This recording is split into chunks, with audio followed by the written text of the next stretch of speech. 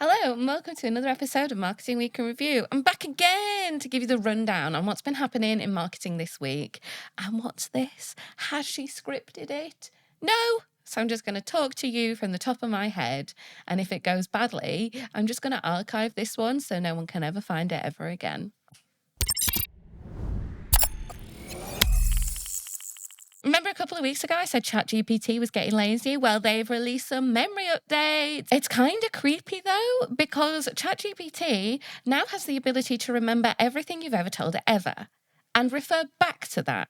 ChatGPT is just going to end up being like your external brain, and then it's going to use that information to overthrow us.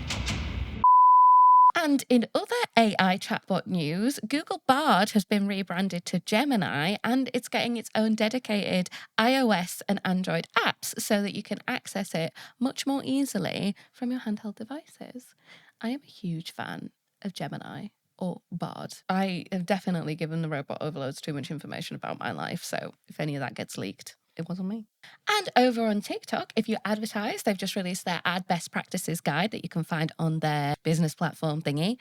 And if you post on TikTok organically, some TikToks have been showing up in Google search results as like a featured snippet. Do you know, like when you Google it and there's a little YouTube video and it says the recommended time frame that you should watch? TikToks are appearing there. So the SEO potential and the reach and visibility potential of organic TikToks is about to skyrocket. Basically, make sure you're optimizing your TikToks because they might be appearing in Google search results. Pinterest has just announced its 7th consecutive quarter of growth. Pinterest's monthly user base grew 11% last quarter, bringing it to 498 million active users on the platform. So, if visuals are your jam, you need to be advertising on Pinterest. It's such an underrated platform because it's got the benefits of search and visuals.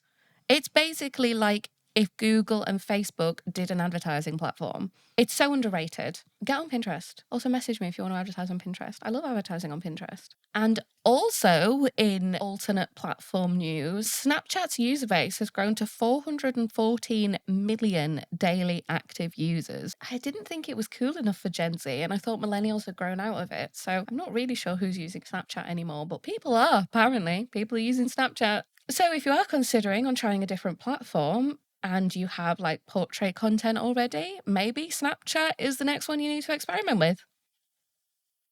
And finally, I know I've spoken a lot about the cookies crumbling and the future of tracking kind of being completely different. Amazon has paired up with a first-party tracking provider called Reach in order to use first-party data from the platform to serve more relevant ads. Hopefully, this is the new way that we'll be able to target. And we know that there's going to be solutions, but this might be one of the first solutions. So, exciting. That's all for me.